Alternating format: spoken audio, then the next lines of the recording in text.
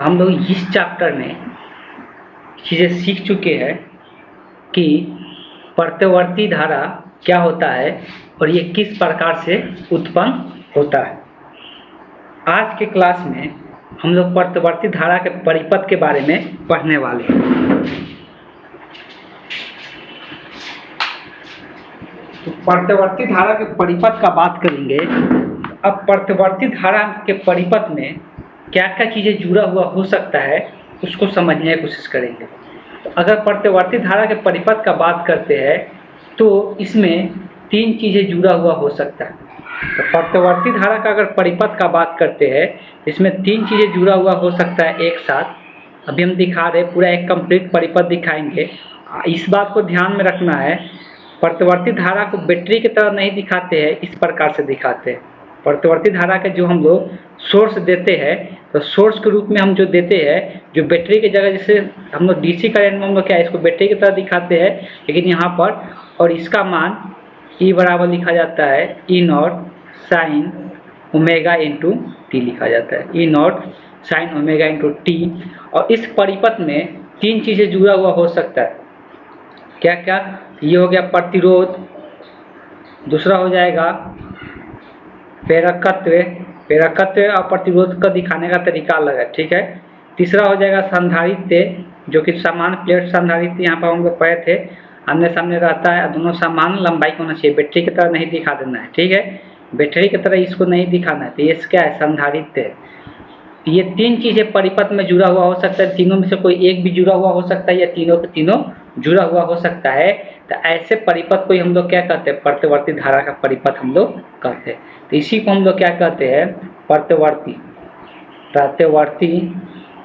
प्रत्यावर्ती धारा परिपथ। इसी को हम लोग कहते हैं प्रत्यावर्ती धारा परिपथ कहते हैं, ठीक है। इसी को हम एसी करंट सर्किट कहते हैं। ये क्या है? तो यहाँ पर ये प्रतिरोध है और ये क्या है? इसको हम लोग बोलते हैं प्रेरकत्व, जिसको एल से दिखाते हैं। ये संधारित्र है, संधारित्र धारिता को सी से दिखाते हैं। इसको भी इंडिकेट करके यहाँ पर दिखा सकते हैं, इसको बोलते हैं हम लोग प्रतिरोध। इसको हम लोग प्रतिरोध कहते हैं। और इसका बात करेंगे तो इसको हम लोग क्या कहते हैं? तो प्रेरकत्व। इसको हम लोग प्रेरकत्व कहते हैं। और इसका बात करेंगे तो इसको हम लोग क्या कहते हैं? इसको हम लोग संधारित्र कहते हैं। इसको हम लोग संधारित्र कहते हैं। इसको हम लोग संधारित्र कहते हैं, ठीक है। तो परिपथ, प्रत्यावर्ती धारा का परिपथ अगर बात किया जाए तो ये तीनों में से कुछ भी हो सकता है। प्रतिरोध हो सकता है, प्रेरकत्व हो सकता है, संधारित्र हो सकता है। तीनों सर्किट इस तरह से जुड़ा हुआ हो सकता है, ठीक। इसी को हम लोग क्या कहते हैं? प्रत्यावर्ती धारा का परिपथ कहते हैं। और सोर्स के रूप में जो दिया जाता है, सोर्स यहाँ पर एसी करंट का सोर्स इस प्रकार से दिखाया जाता है। जो विभवांतर हम लोग जो दे रहे थे, विभवांतर हम लोग इस तरह से देते हैं। E बराबर E naught sine omega T हम लोग कल भी देखे थे, ठीक है। तो सबसे पहले हेडिंग डालना है प्रत्यावर्ती धारा का परिपथ और इसको डायग्राम को दिखा लेना है, बाकी इसमें अभी कुछ नहीं लिखना है, ठीक। तो सबको हेडिंग डाल के इस डायग्राम को शो कर लेना है। अब आगे चल के हम एक एक कर करके पढ़ेंगे। अगर परिपथ में, अगर यही परिपथ में सिर्फ प्रतिरोध जुड़ा हुआ रहेगा तब क्या होगा? इसमें एक और चीज़ हम लोग नया चीज़ सीखेंगे, वेक्टर फेज डायग्राम ड्रॉ करना सीखेंगे। वेक्टर फेज डायग्राम ड्रॉ करना सीखेंगे वोल्टेज और करंट का। वोल्टेज और करंट का वेक्टर फेज डायग्राम यहाँ पर ड्रॉ करना सीखेंगे। इस बात उसी से हम लोग बहुत सारी चीज़ें यहाँ पर ज्ञात करेंगे और आगे भी हम लोग इसका बेनिफिट उठाएंगे और देखने को मिलेगा इससे बहुत सारे ऑब्जेक्टिव क्वेश्चन पूछा जाता है, ठीक है। तो अगर ये हो सकता है समझ में शुरू में कम आए, जो फेजर डायग्राम हम बताएंगे, तो फेजर डायग्राम हो सकता है समझ में शुरू में कम आए, लेकिन ध्यान दीजिएगा उसको एक बार नहीं समझ में आएगा तो दोबारा वीडियो जरूर देखिएगा, दोबारा देखकर समझने की कोशिश कीजिएगा, जरूर से जरूर समझ में आएगा। हम यहाँ पर ट्राई करेंगे कि एक ही बार में समझ में आ जाए फेजर डायग्राम, और फेजर डायग्राम से समझना बहुत आसान हो जाता है ये पूरा का पूरा सर्किट, ठीक है। तो अगर परिपथ में सबसे पहला इसमें हम लोग पढ़ेंगे, सबसे पहले हम लोग पढ़ेंगे तो परिपथ में यहाँ पर एक नंबर देके लिखेंगे केवल प्रतिरोध युक्त प्रत्यावर्ती धारा का परिपथ। क्या युक्त? तो सिर्फ प्रतिरोध युक्त। हम लोग इसमें परिपथ में सिर्फ क्या रहेगा? प्रतिरोध रहेगा। तो सिर्फ प्रतिरोध युक्त प्रत्यावर्ती धारा का परिपथ, ऐसी सर्किट कंटेनिंग द रेजिस्टेंस 1, ठीक है। सिर्फ अगर रेजिस्टेंस रहेगा, अभी हम क्या बोले, तीनों रह सकता है, 2 भी रह सकता है, 1 भी रह सकता है, इस बात को ध्यान देना है। ठीक है, तो सबसे पहले इसमें मान लेना कि माना कि एक प्रतिरोध R है, माना कि एक प्रतिरोध R है जिसके सिरों के बीच का प्रत्यावर्ती विद्युत वाहक बल, इसके सिरों के बीच का वोल्टता बोल सकते हैं, या ये भी बोल सकते हैं कि जिसके सिरों के बीच का प्रत्यावर्ती विद्युत वाहक बल, प्रत्यावर्ती विद्युत वाहक बल, प्रत्यावर्ती विद्युत वाहक बल E बराबर E naught sine omega T, E बराबर E naught sine omega T लिख सकते हैं। ठीक है, ये हम लोग का प्रत्यावर्ती विद्युत वाहक बल है R के सिरों के बीच का, जिसको हम लोग इस प्रकार से दिखाएंगे। R इस तरह से अभी बताया कि हम लोग यहाँ पर सोर्स को इस प्रकार से दिखाना है और इससे एक प्रतिरोध जुड़ा हुआ है। ठीक, इसी कारण इसमें क्या होगा, धारा प्रवाहित होगा। सबसे पहले हम लोग यहाँ पर माना क्या है, माने ये है कि इसके बीच का जो विभवांतर होगा, इसके बीच का जो विद्युत वाहक बल होगा वो कितना होगा, E बराबर E naught sine omega T. तो इतना लिखने के बाद ये डायग्राम को सबसे पहले बना लेना है। ठीक है, अब आते हैं इस पर कुछ डिस्कशन करते हैं। इसके बारे में हम लोग पहले भी जान चुके हैं कि यदि एक, ये डायग्राम वहाँ से ही बना लेना है, कोई दिक्कत नहीं है, सोर्स है, तो सोर्स के रूप में हम कितना दे रहे हैं, E बराबर E naught sine omega t दे रहे हैं। ठीक है, और इसको एक प्रतिरोध से क्या कर दे रहे हैं, हम जोड़ दे रहे थे, एक प्रतिरोध से जोड़ दे रहे हैं, जिसका प्रतिरोध का मान कितना हम दे रहे हैं, R दे रहे हैं। ठीक, तो अगर हमको इसको धारा का मान निकालना है तो हमको पहले से पता है ओम के नियम से कि I बराबर जो होता है वो क्या होता है, V बटे R होता है।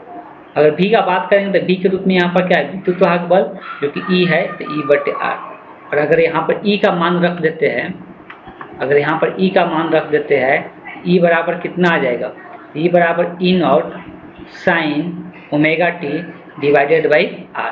सबका कंसंट्रेशन अभी इधर होना चाहिए, ऐसा नहीं कि बीच बीच में पॉज करके लिखते रहे, पहले एक कॉन्सेप्ट को पूरा समझ ले तब जाकर उस वीडियो को पॉज करके लिखें। ठीक, तो अगर इसको यहाँ अलग अलग कर लेते हैं तो E नॉट बटे क्या हो जाएगा, R sine omega into T हो जाएगा।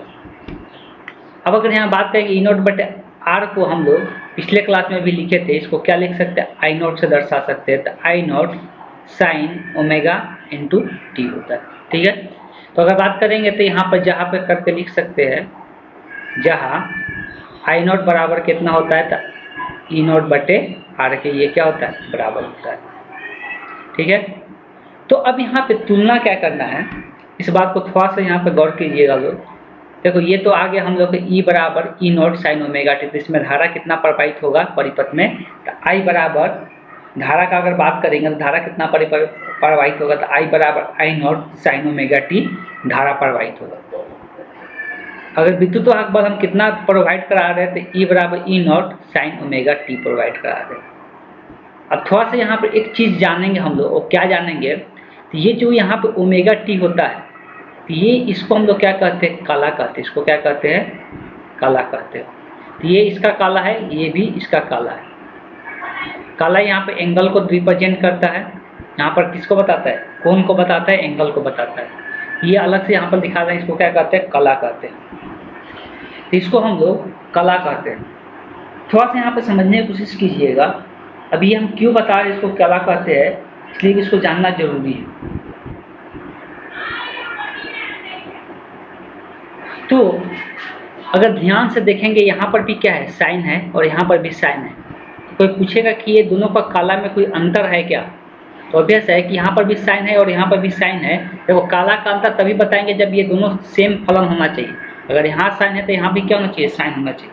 ये दोनों जगह साइन है, यहाँ पर भी साइन है, यहाँ पर भी साइन है, और इसके एंगल में कोई अंतर दिख रहा है क्या, यहाँ पर भी ओमेगा टी है, यहाँ पर भी ओमेगा टी है, तो ऑब्वियस है कि इसके एंगल में कोई भी अंतर नहीं है, इसके एंगल में, इसके कोण में कोई भी अंतर नहीं है। तो हम कहेंगे कि ये किसका है, तो ये है धारा का, ये है धारा का प्रत्यावर्ती धारा का, और ये क्या है, तो ये वोल्टता का है। वोल्टता बोले या विद्युत वाहक बल बोले, वोल्टता बोले या विद्युत वाहक बल बोले, दोनों का मतलब सेम ही होता है। ये विद्युत वाहक बल का है, तो ये दोनों के बीच में कोई काला का अंतर हो रहा है क्या, ये दोनों के बीच में कोई काला का अंतर हो रहा है क्या? तो ऑब्वियस है कि कोई ये दोनों के बीच में कोई भी काला का अंतर नहीं हो रहा है। ठीक है, ये दोनों के बीच में कोई भी काला का अंतर नहीं हो रहा है, कोई भी एंगल का अंतर नहीं हो रहा है। अब इसका हम लोग दो चीज़ करेंगे। सबसे पहले एक ग्राफ ड्रॉ करते हैं। कल से ही बताते आ रहे हैं ग्राफ ड्रॉ करने के लिए, तो इसमें आई का मान और ई का मान हम लोग किसके अलॉन्ग देखेंगे? तो वाई के अलॉन्ग देखेंगे। किसके अलॉन्ग देखेंगे? तो वाई के अलॉन्ग देखेंगे। आई का मान और ई का मान किसके अलॉन्ग देखेंगे? तो वाई के अलॉन्ग देखेंगे। और एक्स के अलॉन्ग जो होता है, तो एक्स के अलॉन्ग को हमको क्या लेना है? थीटा लेना है। थीटा को ही हम लोग किससे दिखाते हैं? ओमेगा टी से दिखाते हैं। थीटा को ही हम लोग किससे दिखाते हैं? और इसको हम लोग को ये वाई के अलॉन्ग, तो वाई के अलॉन्ग हमको दोनों रहेगा, ई भी रहेगा तथा ई भी रहेगा तथा आई भी रहेगा, ई भी रहेगा तथा आई भी रहेगा। बात को समझिएगा लोग यहाँ पे। अगर थीटा को, तो थीटा हम लोग यहाँ पर क्या होता है? ओमेगा इंटू टी होता है। तो देखो अगर हम लोग इसका डायग्राम ड्रॉ करते हैं, तो ये भी साइन का फलन है, ये क्या है? साइन का फलन है। और साइन का फलन का बात करेंगे तो इसका एंगल कितना? Omega T. मतलब ये जो ई होगा वो ई होगा वो कितना? ओमेगा टी से एंगल शुरू होगा। ठीक है, तो यहाँ पर अगर पहले बात करते हैं ग्राफ का, अगर दोनों जगह सबसे पहले यहाँ पर एंगल यहाँ पर स्टार्ट होगा, तो ये क्या है? 0 डिग्री का साइन है। यहाँ पर क्या है? 0 होता है ना। ओमेगा टी का थीटा का मान यहाँ पर क्या है? 0 है। अब देखो थीटा का मान यहाँ पे 0 है, चलिए कुछ चीज़ें हम लोग यहाँ पर लेके चलते हैं। थीटा का मान 0, कल जैसे दिखाए थे आज भी वैसे दिखा देते हैं। 4 हिस्सा में इसको हम कन्वर्ट कर सकते हैं, 4 हिस्सा में इसको तोड़ सकते हैं, 4 हिस्सा में इसको हम ब्रेक डाउन कर सकते हैं। ठीक है, कल भी बताए थे। एक टाइम पीरियड को, एक आवर्त काल को हम लोग 4 हिस्सा में बांटते हैं। 4 हिस्सा में बांटेंगे, एक आवर्त काल को जब 4 हिस्सा में बांटेंगे तो पहला हिस्सा आता है, जो पहला हिस्सा आता है तो कितना आता है? तो जो पहला हिस्सा आता है यहाँ पे कितना होता है? ये t/4 का होता है। ये कितना होता है यहाँ पे? टाइम t/4 होता है। अगर एंगल यहाँ पर बात करेंगे तो एंगल कितना हो जाता है? यहाँ पे एंगल ही लिख देते हैं। चलिए यहाँ पे एंगल लिख देते हैं। ये जो एंगल होता है, ये कितना एंगल आता है? सबसे पहला अगर यहाँ एंगल का बात करेंगे तो ये पाई/, कितना होता है? तो ये पाई/2 होता है, पाई/2 होता है। तो पहला जो यहाँ पे एंगल होता है वो पाई/2 होता है। और टाइम का बात करेंगे तो यहाँ पे टाइम कितना रहता है, तो उसको भी रिप्रेजेंट कर देते हैं। तो टाइम यहाँ पर t/4 होता है। यहाँ पर टाइम कितना होता है? तो ये t/2 होता है। और यहाँ पर टाइम कितना होता है? तो 3t/4 होता है। और यहाँ पर टाइम कितना होता है? तो t हो जाता है। ठीक है, अगर एंगल का बात करेंगे तो यहाँ पर पाई/2 होता है, और यहाँ पर कितना होता है? पाई होता है। और यहाँ पर 3 पाई/2 होता है।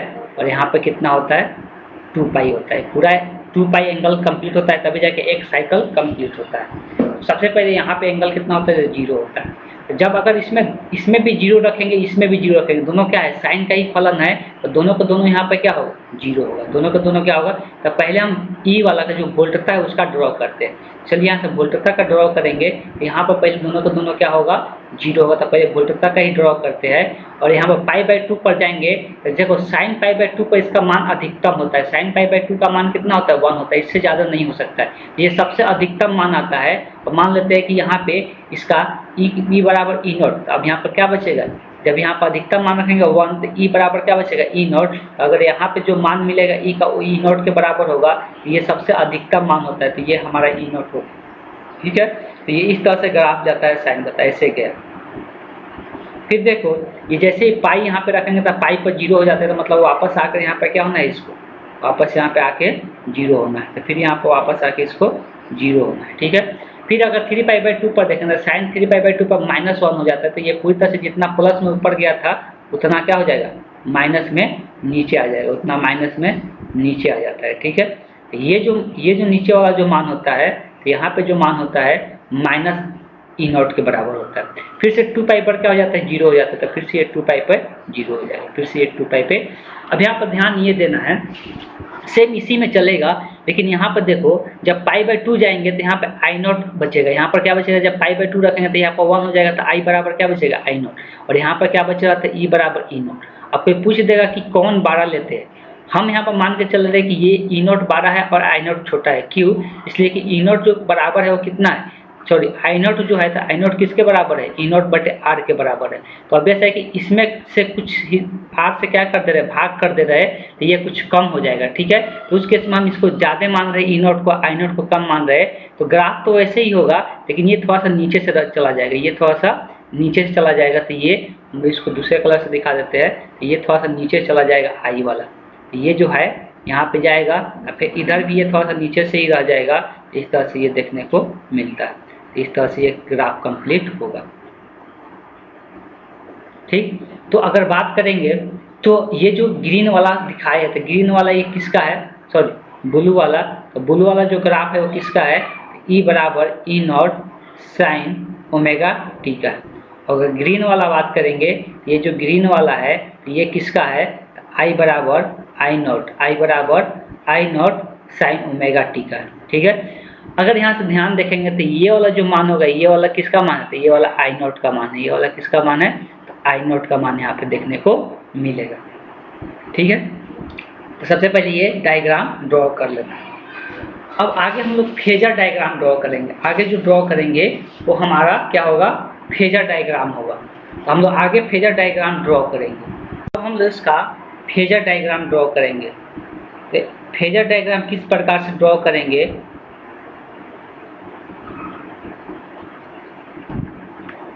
उसको हम लोग समझते हैं। आगे जो हम लोग यहाँ पे ड्रॉ करेंगे फेजर डायग्राम,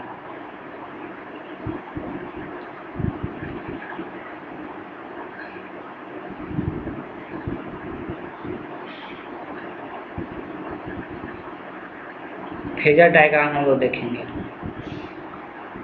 देखो फेजर डायग्राम जब भी ड्रॉ करेंगे तो हम लोग यहाँ पे क्या करेंगे, तो फेजर डायग्राम में मेनली हम लोग को जरूरत किसका पड़ेगा उस बात को ध्यान में रखना है। तो फेजर डायग्राम में हम लोग मेनली जो जरूरत पड़ेगा, हम ज़्यादा यहाँ पर डिस्कशन नहीं करेंगे, इसलिए कि वो फिर समझने में और ज़्यादा लेंदी हो जाएगा, इस बात को समझना है। यहाँ पे बात कर रहे हैं किसका, हम लोग जो शिखर मान रहेगा उस पर ध्यान देना है, जो हम लोग का शिखर मान रहेगा उस पर ध्यान देना। लेकिन पहला बार है तो उसको हम थोड़ा सा डिटेल में समझाने की कोशिश करते हैं। अगर हम यहाँ पे इसको, इस वाला लाइन को, ये जो एक्स एक्सिस वाला है, इसको हम क्या मान के चल रहे हैं, थीटा मान रहे हैं। थीटा मतलब क्या है, ओमेगा इंटू टी। अब देखो इससे कितना एंगल पे कितना है, जो ई बराबर है वो क्या है, ई नॉट साइन ओमेगा टी है। ई नॉट क्या है, साइन ओमेगा टी। तो ये कितना एंगल जा रहा है, तो ओमेगा टी। तो यही ओमेगा टी, यहाँ पे थीटा का मान क्या है, अब जैसे कि इस एक्सिस पर रहेगा तो थीटा का मान यहाँ पर 0 है, तो कितना एंगल, कुछ एंगल जाना है। इस कुछ एंगल जाकर एक लाइन ड्रॉ करेंगे, और जो एंगल होगा उसी को हम लोग क्या कर रहे हैं, तो ओमेगा टी। इसी एंगल पे जाकर, और जो ये वाई वाला लाइन है यही हमको दो चीज़ बताएगा, धारा का मान और किसका मान। ये हम लोग धारा का मान ई का मान तथा इसका आई का मान बता रहा है। किसका बता रहा है, ई का मान और आई का मान बता रहा है। देखा जाए तो ये जो मान लो कि ये एंगल आई ओमेगा टी पर जाने के बाद ये जो यहाँ पर बन रहा है इसका मान क्या है, इसका मान ई नॉट है। कितना है, ई नॉट है। अब तुम सेम बताओ, अगर इसका मान ई नॉट है, ये एंगल ओमेगा टी है, तो ये वाला लंबाई कितना होगा, यहाँ से लेके यहाँ तक ये लंबाई कितना होगा, ये लंबाई कैसे निकलेगा, ये लंबाई हमको बताना है। तो हमको एक चीज़ जानते हैं कि अगर यहाँ से ऐसे इसको ड्रॉ कर देते हैं, तो अगर ये एंगल ओमेगा टी है तो यही वाला जो लंबाई है, यही लंबाई हमको बताना है। तो अगर ये एंगल ओमेगा टी है तो साइन थीटा बराबर क्या होता है, ये लंब हो जाएगा, और ये क्या हो जाएगा, ये लंबाई ई नॉट मान्य है। तो साइन थीटा बराबर क्या लिखेंगे, यहाँ से साइन थीटा बराबर लिख सकते हैं, साइन थीटा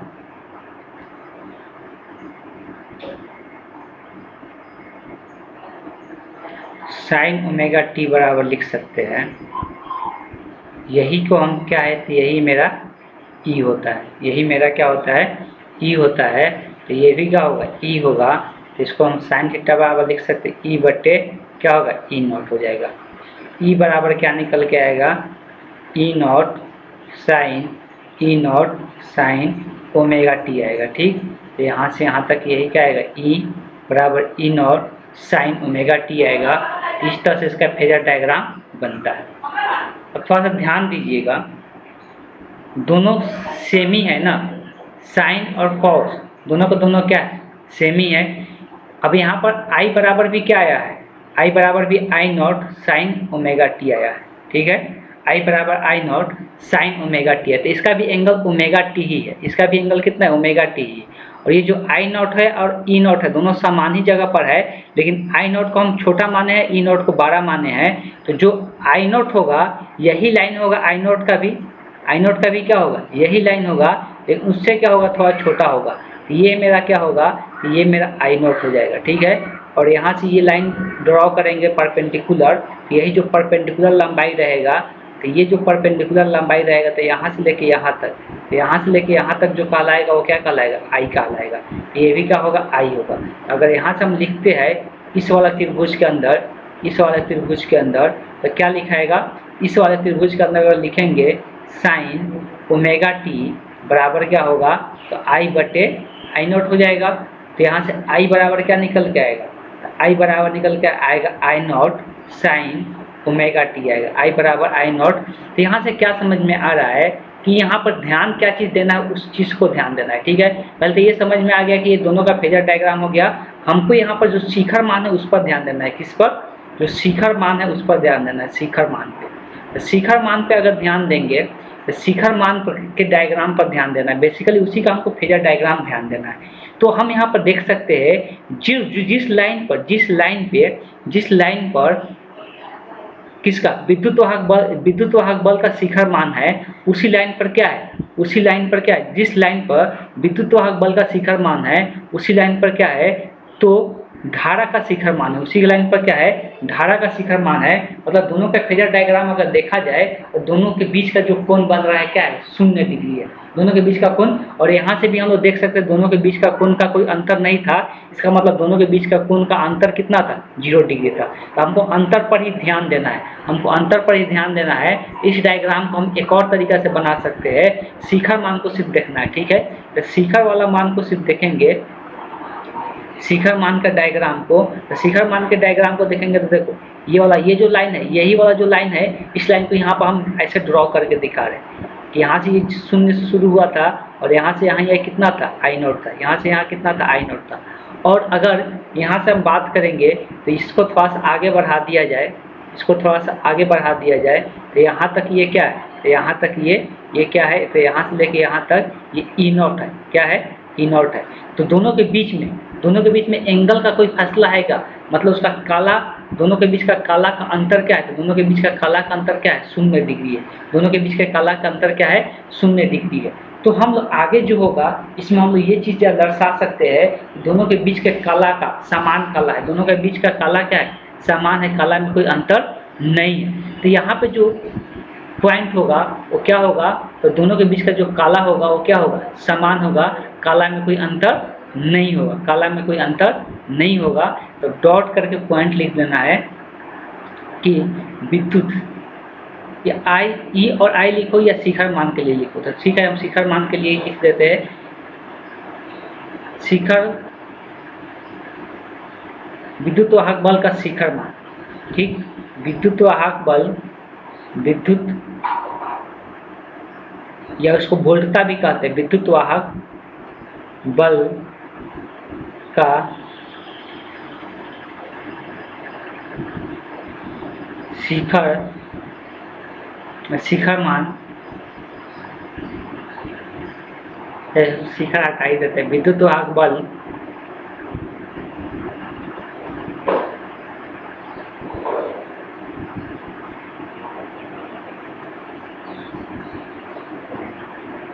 विद्युत वाहक बल ई तथा विद्युत धारा आई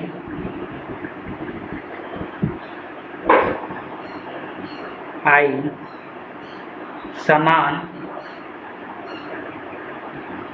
कला में होते हैं, समान कला में होते हैं। मतलब दोनों के बीच का कोई कोण का कोई अंतर नहीं होता है। इसका मतलब ये क्या है कि ये समान कला में होता है। इसका मतलब ये क्या है, ये समान कला में होता है, इस बात को ध्यान में रखना है। इसका मतलब ये है कि ये दोनों का दोनों क्या होता है, तो समान कला में होता है विद्युत वाहक बल।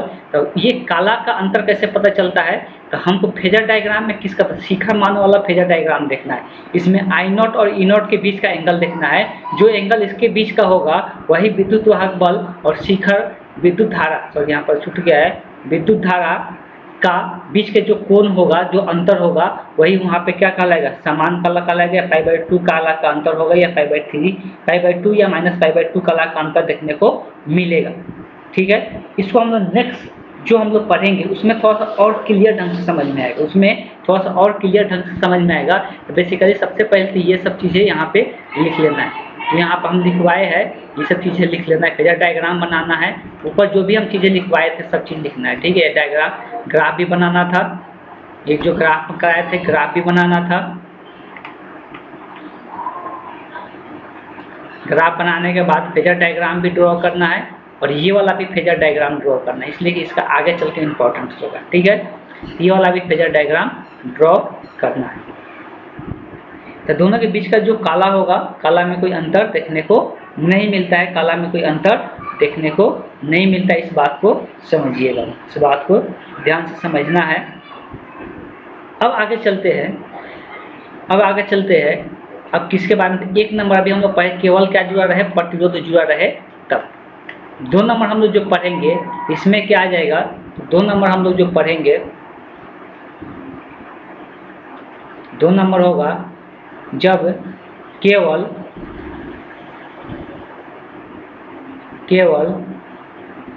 प्रेरकत्व युक्त, मतलब जुड़ा हुआ प्रेरकत्व युक्त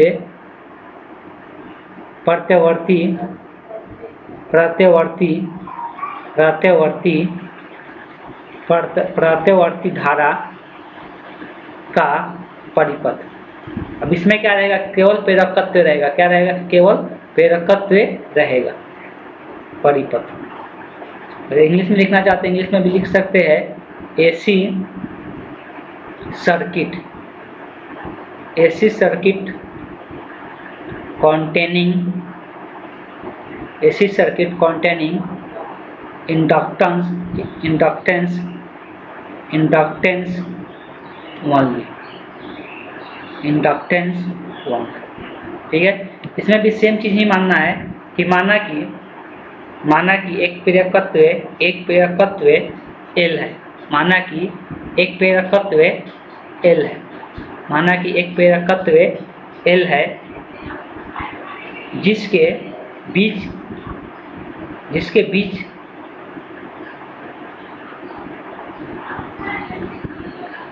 सिरों के बीच विद्युत वाहक बल या प्रत्यवर्ती विद्युत वाहक, जिसके सिरों के बीच प्रत्यवर्ती विद्युत वाहक बल, इसके सिरों के बीच प्रत्यवर्ती विद्युत वाहक बल E बराबर E0 sin omega T, E बराबर E0 sin ओमेगा टी है, E बराबर E0 sin ओमेगा टी है। चलिए, तो हम आते हैं और डिस्कशन को आगे बढ़ाते हैं।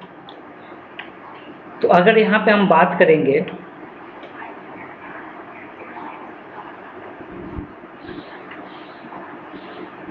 सबसे पहले डायग्राम बना लेते हैं।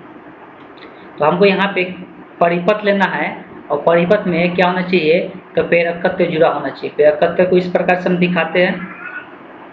ठीक है, ये प्रेरकत्व से एक सोर्स से जुड़ा हुआ रहेगा, इसके सिरों के बीच में एक सोर्स लगा हुआ है विद्युत वाहक बल का, और विद्युत वाहक बल कितना है वो भी हम यहाँ पर दिखा चुके हैं। ये विद्युत वाहक बल का जो मान है E बराबर है E0 sin ओमेगा टी है सबसे पहले। और इसका जो प्रेरकत्व लगा हुआ है उसका मान कितना है, L है। ठीक है, अगर हम लोग यहाँ पर बात करेंगे, सबसे पहले हम क्या निकालेंगे, इस बात को ध्यान में रखना है, धारा का मान निकालना है कि इस परिपथ में धारा कितना होगा, तो धारा में पहले संबंध को हमको समझना पड़ेगा कि जब भी जब भी अगर धारा का बात करते हैं तो धारा में संबंध को समझना पड़ेगा, तभी जाकर धारा हम निकाल पाएंगे। तो एक चीज़ हम लोग पढ़े थे कि अगर कोई भी अगर परिनालिका होता है तो उसमें उत्पन्न विद्युत वाहक बल, इसमें उत्पन्न विद्युत वाहक बल जो होता है, इसमें जो उत्पन्न विद्युत वाहक बल होता है, इसमें जो विद्युत वाहक बल उत्पन्न होता है EL, उसका जो मान होता था क्या होता था, L DI बटे क्या होता था DT, L DI बटे DT होता था। ठीक है, और अभ्यास है कि इसके बीच के सिरों के बीच में जो विद्युत वाहक बल उत्पन्न होगा वही किसके बराबर होगा, E के बराबर होगा। E बराबर क्या निकल के आएगा, L DI बटे DT। हमको क्या मान, किसका मान निकालना है, धारा का। पहले E का मान रख दो। E का मान इसमें कितना है, E का मान हम लोग को दिया हुआ है E naught sine omega T बराबर L into DI by DT। यहाँ पर दिख रहा है कि दो चर हमको दिखेगा, कौन कौन सा, I और T। यही दो चर है। जब दो चर में यहाँ पे ये अवकल, ये डेरिवेटिव साइन है ना, तो जब डेरिवेटिव साइन रहता है तो इसको हम लोग क्या कहते हैं, अवकल समीकरण कहते हैं। बार बार बताते आ रहे हैं, बहुत सारी जगहों पर मिलेगा। जब ये अवकल समीकरण हमको I का मान निकालना है, जैसे कि अगर dy बटे dx रहता है, अगर यहाँ पर y का मान निकालना रहता है, तो इसको हम लोग क्या करते हैं, इसको अवकल समीकरण कहते हैं। अवकल समीकरण का हल करने का तरीका क्या बताया गया, उस बात को ध्यान देना कि अवकल समीकरण कोई भी रहेगा, हल करने का तरीका क्या है। तो क्या करना रहता है कि दो चर रहते हैं, तो एक चर वालों को एक तरफ करते हैं और एक चर वालों को एक तरफ करते हैं, और दोनों तरफ क्या करते हैं, इंटीग्रेट कर देते हैं। दोनों तरफ क्या कर देते हैं, इंटीग्रेट कर देते हैं। उसके बाद उसका क्या निकल जाता है, हल निकल जाता है। ये बार बार बताते आ रहे हैं फिजिक्स में। ठीक है, यहाँ साफ साफ दिख रहा है कि जो dt है, dt को हम क्या करें, इधर भेज दें, dl को उधर ही रहने दें। तो अगर dt को इधर भेजेंगे, l अचर पद है, E नॉट भी अचर पद है, तो l को भी इधर ही भेज देते, तो यहाँ पे l आ गया और यहाँ पे आ गया साइन ओमेगा टी इंटू क्या हो जाएगा dt, और इधर क्या हो जाएगा dA। अब देखो I वाला एक तरफ, T वाला एक तरफ है, इसको क्या कर सकते हैं आप, दोनों तरफ इंटीग्रेशन ले सकते हैं, दोनों तरफ इंटीग्रेशन ले सकते हो। तो क्या करो, सबसे पहले इस लेफ्ट वाला को राइट की तरफ, राइट वाला को लेफ्ट की तरफ लिख लो। ये तो लिख ही सकते हैं, तो DI को इधर लिख लिए, इसको हम पहले इधर भेज देते। तो E नॉट बटे L sign omega T into dt। अच्छा, ये जो साइन होता है ना, ये पूरी तरह से E नहीं होता है। ठीक है, ये E जैसा दिखता है, ये एप्सिलॉन जैसा भी दिखता है। ठीक है, बेसिकली इसको ऐसे लिखा जाता है, ऐसा नहीं कि पूरा तरह से E तरह से ऐसे मत लिखना लो, ठीक, ये गलत हो जाएगा, इस बात को भी ध्यान देना है। अब यहाँ पर देखो E नॉट बटे L क्या है, अचर पद है, यहाँ पर dt है। ठीक, E नॉट बटे L जो है अचर पद है। हम बार बार बताते रहते हैं कि जो भी इंटीग्रेशन के अंदर जो अचर पद रहेगा उसको हमेशा क्या करो, इंटीग्रेशन से बाहर कर लो। यहाँ से अगर इसको इंटीग्रेशन से बाहर कर लेंगे तो इंटीग्रेशन बचेगा sign omega T into D T. इसका इंटीग्रेशन हम कल बताए थे कि इसका इंटीग्रेशन कैसे कर सकते हैं। फिर से एक बार एक फार्मूला लिख देते हैं। इंटीग्रेशन का एक फार्मूला लिखे थे कि साइन, इंटीग्रेशन का फार्मूला लिखे थे साइन, और वो क्या था, इस बात को ध्यान में रखना लो। इंटीग्रेशन का फार्मूला जो लिखे थे कि साइन ax अगर रहता है, क्या रहता है, ax इंटू डी एक्स रहता है, मतलब x का कुछ गुणांक रहेगा। तो पहले साइन का इंटीग्रेशन क्या होता है, माइनस कॉस एक्स का, x का जगह ax है तो x लिखाएगा, और जो गुणांक रहता है उसमें क्या कर देते हैं, भाग कर देते हैं, प्लस c ऐड कर देते हैं। अब थोड़ा सा यहाँ पे एक और चीज़ याद रखना है, अभी यहाँ पे हम जो मान के चल रहे हैं ना, तो यहाँ पर अचर पद को हम लोग इग्नोर करेंगे। जो अचर पद c आता है ना, उसको अभी हम यहाँ पे इग्नोर करके चलेंगे। ठीक है, इसलिए कि लिमिट रहता है, लेकिन लिमिट को अब यहाँ पर क्या होता है, dx का इंटीग्रेशन x होता है, तो dy का इंटीग्रेशन क्या हो जाएगा, i हो जाएगा। dy का इंटीग्रेशन कितना हो जाएगा, i हो जाएगा। i बराबर हो जाएगा, i बराबर e नॉट बाई एल, इसका इंटीग्रेशन आ जाएगा गुने माइनस कॉस, यहाँ पर x का जगह क्या है, ओमेगा टी है, टी के सापेक्ष ले रहे हैं तो ओमेगा एक गुणांक कहलाएगा, इसलिए ओमेगा से क्या हो जाएगा, भाग हो जाएगा। तो इसको हम लोग ऐसे भी लिख सकते हैं, आई बराबर ई नॉट बटे ओमेगा इंटू एल।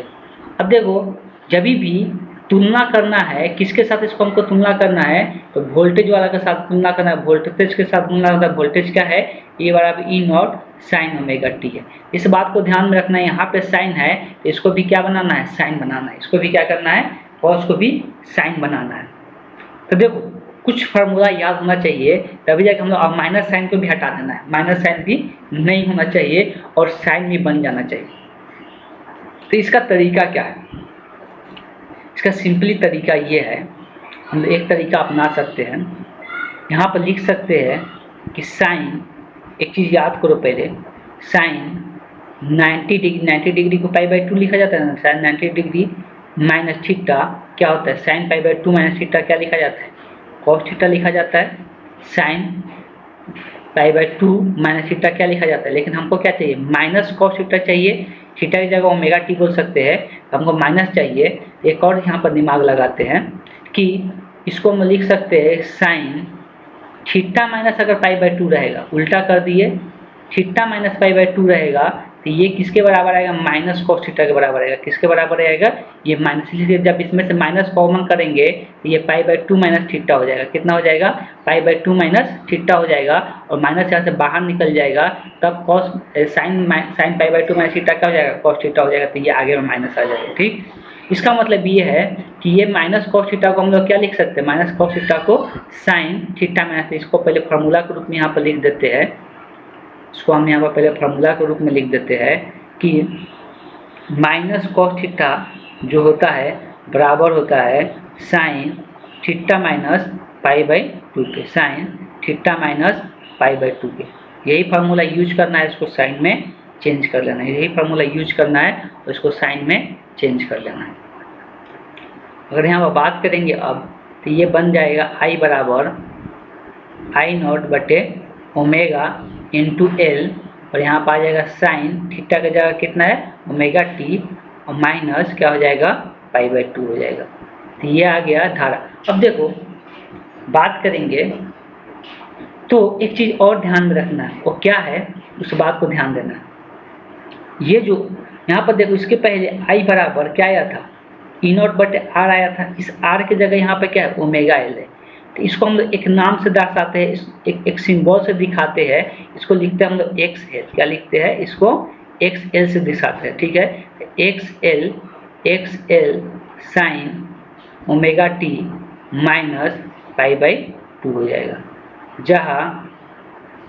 जहाँ लिख सकते हैं जो XL है वो कितने के बराबर होता है, तो ओमेगा इंटू एल के बराबर होता है। XL जो होता है ओमेगा इंटू एल के बराबर होता है, और XL को क्या बोलते हैं, अभी हम नीचे में हम तुरंत लिखेंगे कि XL को हम लोग क्या कहते हैं, और भी यहाँ पर इंडिकेट कर सकते हैं। XL जो होता है इसको हम लोग बोलते हैं प्रेरित प्रतिघात, इसको हम लोग क्या कहते हैं, प्रेरणिक प्रतिघात, इसको हम लोग क्या कहते हैं, प्रेरणिक प्रतिघात, इसको हम लोग कहते हैं प्रेरणित प्रतिघात। अगर इंग्लिश में बात करेंगे तो इंग्लिश में इसको बोलते हैं हम लोग, इंग्लिश में बोलते हैं इंडक्टिव रिएक्टेंट, इंडक्टिव रिएक्टेंट कहते हैं, इंडक्टिव रिएक्टेंस कहते हैं। ठीक, इसको हम कहते हैं इंडक्टिव रिएक्टेंस, और इसका मान का बात करेंगे तो ओमेगा इंटू एल के बराबर होता है। अब ये इसी के जगह पर हम लोग क्या लिखेंगे, I0 लिखेंगे, तो I बराबर क्या निकल के आएगा, I0 sign omega t minus π/2।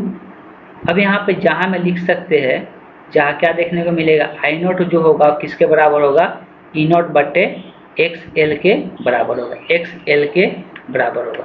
अब देखो ये किसके जगह पर आया है, प्रतिरोध के जगह पर आया है, इसीलिए एक और पॉइंट ध्यान में रखना है, एक्सेल का जो मात्रक होता है, एक्सेल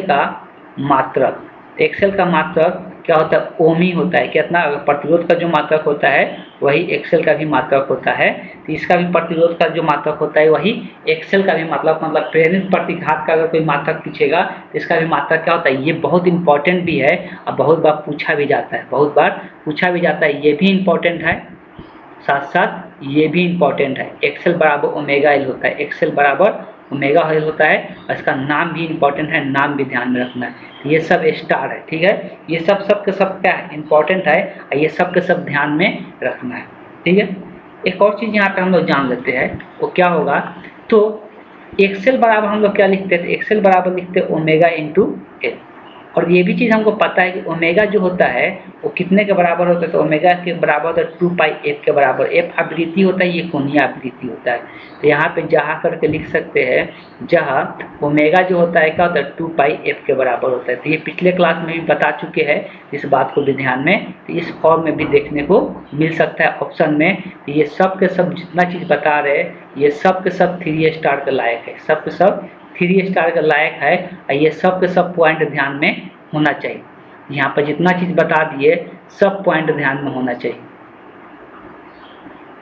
ठीक है। अब इसका हम लोग बात करेंगे, दो चीज़ें इसका भी हम लोग ड्रॉ करेंगे। क्या चीज़ ड्रॉ करेंगे? एक हम लोग ड्रॉ करेंगे क्या, इसका ग्राफ। दूसरा क्या ड्रॉ करेंगे? तो दूसरा इसका ड्रॉ करेंगे हम लोग phasor diagram. Phasor diagram draw करेंगे।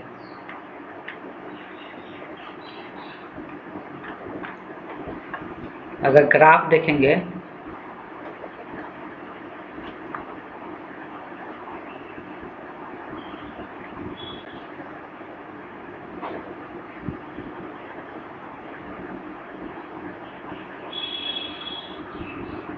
तो यही सेम यहाँ पर भी दिखा रहे हैं कि ये आई तथा ई का है और यहाँ पर ये थीटा होगा जो कि ओमेगा टी के बराबर होगा। सबसे पहले हम इसको 4 हिस्सा में फिर से डिवाइड कर लो, 4 हिस्सा में डिवाइड कर सकते हैं।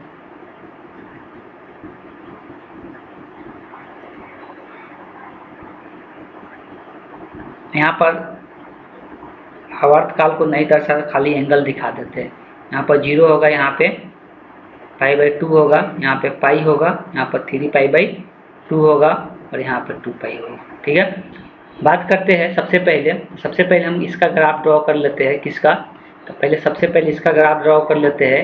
E बराबर E0 साइन ओमेगा टी। इसका एंगल कितना है? Omega T. तो यहाँ से सबसे पहले एंगल लेंगे, चलो इसको इस कलर से दिखाते हैं। सबसे पहले यहाँ पर ओमेगा टी, तो देखो यहाँ पे क्या होगा, तो ओमेगा टी अगर यहाँ पे बात करेंगे तो अगर 0 से स्टार्ट करेंगे तो ये 0 पर 0 रहेगा, लेकिन π/2 पर ऑब्वियस है कि यहाँ पे जाएगा, जैसे पिछला बार गया था। फिर यहाँ पे आएगा, फिर यहाँ माइनस में जाएगा, फिर यहाँ पे 0 होगा। हम सेम टू सेम रहेगा, इसमें कोई परिवर्तन नहीं होने जा रहा। ये जैसा है वैसा ही रहेगा, तो इसमें कोई भी परिवर्तन देखने को नहीं मिलेगा। यहाँ ध्यान देना है, जितना यहाँ पर ऊपर में जाएंगे उतना ही नीचे में भी जाना है, ठीक। इस तरह से इसका ग्राफ देखने को मिल जाएगा। और यहाँ पर जो मान होगा ये क्या होगा? E0 होगा। यहाँ पर ये जो मान होगा -E0 होगा। अब दूसरा ग्राफ आते हैं। दूसरा ग्राफ I का ड्रॉ करना है, तो I बराबर क्या है? I बराबर I0। यहाँ पर साइन तो है लेकिन एंगल कितना है? तो ओमेगा टी माइनस π/2 है, ओमेगा टी माइनस π/2 है। चलो यही थीटा था, थीटा को 0 रखो। जब थीटा को 0 रखेंगे तो यहाँ पर ध्यान देना है, जब ये 0 हो जाएगा तो क्या बचेगा? रफली यहाँ बता रहे साइन माइनस π/2 बचेगा। माइनस तो बाहर निकल जाता है साइन से, तो साइन π/2 का मान 1 हो जाता है। मतलब कितना आएगा? -I0 आएगा। मतलब 0 डिग्री पर कितना आ रहा है? -I0 आ रहा है। I0 जो होता है, ये माइनस में था ना, तो ये I0 जो होता है इससे थोड़ा सा कम होता है, तो यहाँ से ये शुरू होगा। कहाँ शुरू होगा? तो यहाँ से -I0 से यहाँ पे 0 डिग्री पर यहाँ पर -I0 मिलेगा, ठीक है। अगर यहाँ पे π/2 जाते हैं तो यहाँ पर π/2 रखेंगे तो ये 0 हो जाएगा। मतलब ये π/2 पर ये साइन क्या बचेगा? π/2 माइनस π/2 ये 0 हो जाएगा। तो साइन 0 तो ये पूरा 0 हो जाएगा। मतलब इसका मान क्या हो जाएगा? 0 हो जाएगा। तो देखो माइनस यहाँ पर 0 पर -I0 आ रहा है और यहाँ पे π/2 पर 0 आ रहा है। अगर यहाँ पर पाई रखते हैं, अगर यहाँ पे एंगल के जगह ओमेगा टी के जगह पाई रखते हैं, तो पाई में से π/2 घटेगा, π/2 बचेगा, मतलब पॉजिटिव में 1 आएगा। तो अभी ये कहाँ पे जाएगा? 1 आएगा, मतलब यहाँ पर I0 बचेगा। I0 यहाँ पे ऊपर में जाएगा, ये ग्राफ यहाँ पे ऊपर में चला जाएगा, ठीक है। ये ग्राफ यहाँ पे ऊपर में चला जाएगा। अगर 3π/2 रखेंगे तो 3π/2 में से π/2 घटाएंगे तो पाई बचेगा। ये फिर से यहाँ पर क्या हो जाएगा? तो फिर से यहाँ पर इतना पर ये 0 हो जाएगा। फिर से जब 2π रखेंगे तो 2π रखने के बाद तो फिर से वही घटना घटेगा जो यहाँ पे घटा हुआ है। तो 2π पर यहाँ पर देख सकते हो 2 पाई में से अगर पाई बाई 2 घटाएंगे तो कितना बचेगा, 3 पाई बाई 2 बचेगा। 2 पाई में से अगर पाई बाई 2 घटाएंगे 3 पाई बाई 2 बचेगा। और साइन 3 पाई बाई 2 माइनस होता है, -1 आई नॉट में -1 से गुना हो तो माइनस में आ जाएगा, जो कि पहले से यहाँ पे आया हुआ है, तो ये बिंदु यहाँ पे आ जाएगा। तो ये ग्राफ कुछ इस प्रकार से इसका दिखेगा, ऐसे जाएगा, फिर यहाँ से ऊपर की तरफ जाएगा, फिर यहाँ से इसको नीचे की ओर आएगा, और फिर यहाँ से ये इससे नीचे की ओर आएगा। तो इस तरह से इसका ग्राफ दिखेगा। ये मेरा -I0 होगा, और ये जो ऊपर वाला होगा यहाँ पे ये I0 होगा। तो ये ग्राफ, दोनों का ग्राफ यहाँ ड्रॉ कर दिए, इंडिकेट कर सकते हैं। जो ब्लू वाला है यहाँ पे, तो ब्लू वाला जो ग्राफ है वो इंडिकेट कर रहा है किसका, तो E बराबर E0 साइन ओमेगा टी का। किसका, E बराबर E0 साइन ओमेगा टी का। और जो ग्रीन वाला पार्ट है, जो ग्रीन वाला पार्ट है ये इंडिकेट कर रहा है I बराबर I0 sign omega t minus pi by 2 का ग्राफ। ठीक है, थोड़ा सा यहाँ पे ध्यान दे सकते हैं, दोनों के बीच का कोण का काला का अंतर कितना, ये ओमेगा है, omega t minus pi by 2 है।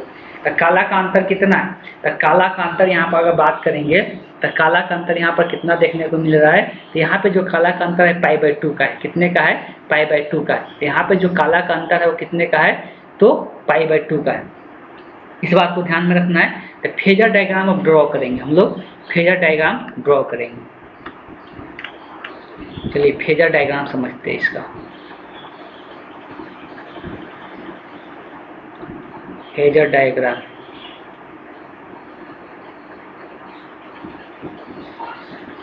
अगर फेजर डायग्राम का बात करेंगे, अभी थोड़ा देर पहले भी ड्रॉ किए थे, इसे एक बार दिखा देते हैं। इसका फेजर डायग्राम कैसे ड्रॉ होगा उसको समझना है। ये हम लोग का थीटा का लाइन है, ये हम लोग का किसका लाइन है, तो थीटा का लाइन है, मतलब थीटा मतलब ओमेगा टी का लाइन है। ठीक है, और ये हम लोग का दोनों यहाँ पर दिखाता है आई तथा ई। ठीक है, सबसे पहले हम लोग यहाँ पर जो दिया हुआ है, क्या दिया हुआ है, ई बराबर क्या है, E0 into sine omega T. तो फेजर डायग्राम ड्रॉ करना, तो यहाँ पर देखो पहले एंगल कितना ये ले रहा है, ओमेगा टी। यहाँ से ओमेगा टी चले जाओ और एक लाइन ड्रॉ कर दो, यहाँ से ओमेगा टी एंगल चले जाओ और एक लाइन ड्रॉ कर दो। तो यहाँ पर एक लाइन ड्रॉ कर दो, और इसके बीच का कोण कितना, तो ओमेगा इंटू टी है। इसके बीच का कोण कितना, ओमेगा इंटू टी है। तो अगर यहाँ पे ये ओमेगा इंटू टी है, तो यहाँ से देख सकते हैं ये ओमेगा इंटू टी है। तो हम क्या बोले थे कि इसको हम क्या कहेंगे, I0 कहेंगे। तो क्या देखने को मिलता है, तो इसको अगर I0 कहेंगे तो यहाँ पर जो लाइन यहाँ से लेके यहाँ तक देखने को मिलता है, तो यहाँ से जो यहाँ तक लाइन जो देखने को मिलता है ये E होता है, और वही E क्या आता है, E0 into sine omega T आता है। तो ये पहले ही बता दिए। ठीक है, अगर दूसरा का हम बात करेंगे तो दूसरे का यहाँ पर ध्यान देना है। तो दूसरा क्या है, I बराबर I0 साइन, यहाँ पर एंगल ये नहीं है, ओमेगा टी, ओमेगा में से क्या करना है, पाई बाई 2 माइनस करना है। अब देखो ध्यान देना है, हम क्या बोल रहे, एंगल इसका कितना है, तो यहाँ पर ये ओमेगा टी, इस वाला बिंदु पर यहाँ पर ओमेगा टी, इसमें से पाई बाई 2 पीछे जाना है। कहाँ जाना है, अब वैसे पाई बाई 2 घटा रहे हैं ना, इसमें से पाई बाई 2 मतलब 90 डिग्री पीछे जाना है। तो इस लाइन से 90 डिग्री पीछे जाना है। इस लाइन से 90 डिग्री पीछे कौन सा लाइन होगा, इसके 90 डिग्री पर एक लाइन होगा, इस लाइन से यहाँ पर 90 डिग्री पीछे, मतलब इस 90 डिग्री इससे पीछे एक लाइन होगा, और यही जो होगा ये क्या होगा, I0 होगा। यही क्या होगा, I0 होगा। इसलिए कि ये जो एंगल होगा कितना होगा, तो ये जो एंगल होगा 90 होगा, ये जो एंगल होगा टोटल 90 होगा। तो चलिए यहाँ पे बात को समझ गए कि यहाँ से ओमेगा टी, जो ओमेगा टी का जो लाइन है, तो ओमेगा टी का लाइन ये था, ओमेगा टी का लाइन यहाँ पे ये था, ओमेगा टी का लाइन यहाँ पे ये था, और इससे क्या करना था, हमको पाई बाई 2 पीछे जाना था, पाई बाई 2 पीछे जाना था। यहाँ पर पाई बाई 2 कहाँ पे पीछे चले गए। अब हमको यहाँ से आई का मान दिखाना है, तो आई का मान दिखाने के लिए अब देखो कोई पूछेगा कि ये एंगल कितना होगा। अगर ये पूरा 90 है, तो 90 में से अगर ओमेगा टी को घटाते हैं, 90 में से अगर ओमेगा टी को घटाते हैं, तो ये जो एंगल होगा वो कितना आएगा। बात को समझना है कि अगर यहाँ पर 90 में से ओमेगा टी को घटाते हैं तो यही एंगल बचेगा मेरा, 90 में से जो ओमेगा टी घटाएंगे तो यही एंगल मेरा बचेगा। ठीक है, 90 में से अगर ओमेगा टी घटाएंगे तो यही एंगल मेरा बचेगा। तो अगर ये एंगल कोई पूछेगा, यहाँ पर ध्यान देना है, बस एक बार चेक कर ले कुछ गलत हुआ है तो ठीक है।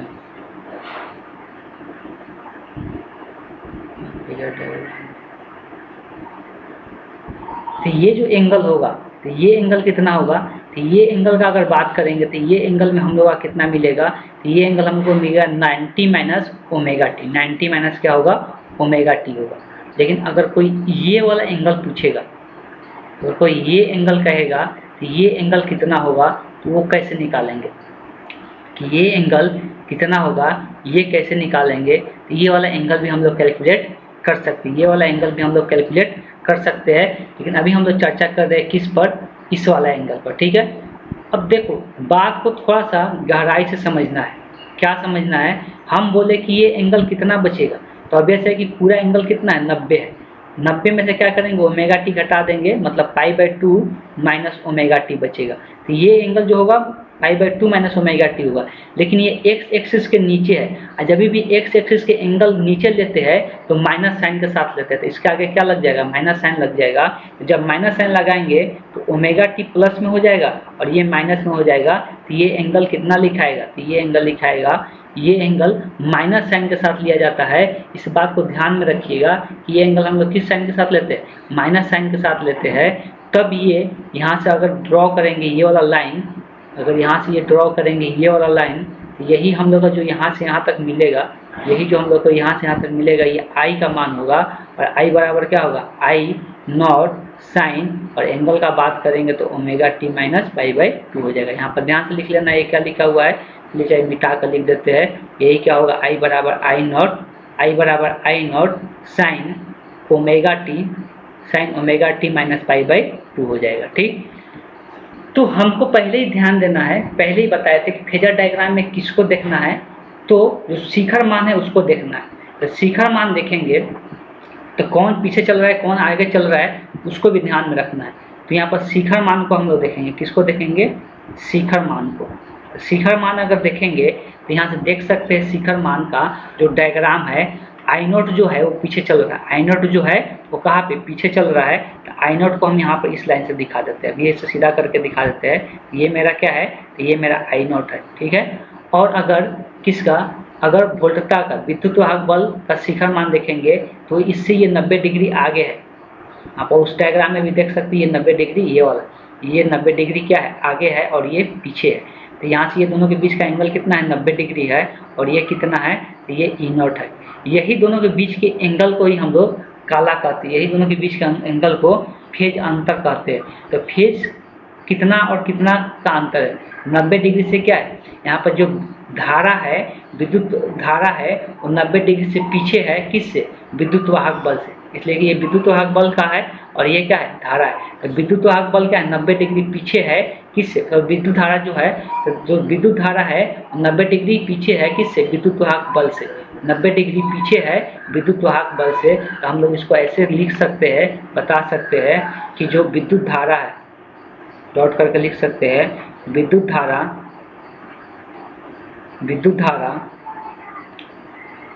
विद्युत वाहक बल, विद्युत धारा को आई से दिखा रहे, विद्युत वाहक बल से 90 डिग्री पीछे है। या इसका उल्टा भी बोल सकते हैं कि विद्युत वाहक बल विद्युत धारा से 90 डिग्री क्या है, आगे है। दोनों स्टेटमेंट का मतलब सेम ही होगा, दोनों स्टेटमेंट का मतलब सेम ही होगा। इसको उल्टा भी बोल सकते हैं कि विद्युत वाहक बल है, या इसको हम लोग वोल्टता भी कहीं कहीं पर लिखा हुआ मिल सकता है। तो विद्युत वाहक बल जो होगा, विद्युत वाहक बल ए विद्युत धारा आई से 90 डिग्री आगे है। तो ऐसे भी हम लोग बता सकते हैं, 90 डिग्री क्या है, आगे है, ठीक है। तो इस तरह से ये फेजर डायग्राम मेन इंपॉर्टेंट है, इसलिए कि आगे और इससे क्लियर समझ में आएगा, ठीक है। तो आज हम क्लास को यहीं पर ग्रहण देते हैं। नेक्स्ट क्लास में हम लोग क्या करेंगे, सिर्फ हम लोग किसके बारे में पढ़ेंगे, जब परिपथ में क्या जुड़ा रहेगा, संधारित्र जुड़ा रहेगा, तब उसका हम लोग देखेंगे धारा का मान कितना आता है, उसमें फेजर डायग्राम क्या बनता है, उसका ग्राफ क्या होता है, तो उसको हम लोग नेक्स्ट क्लास में पढ़ेंगे।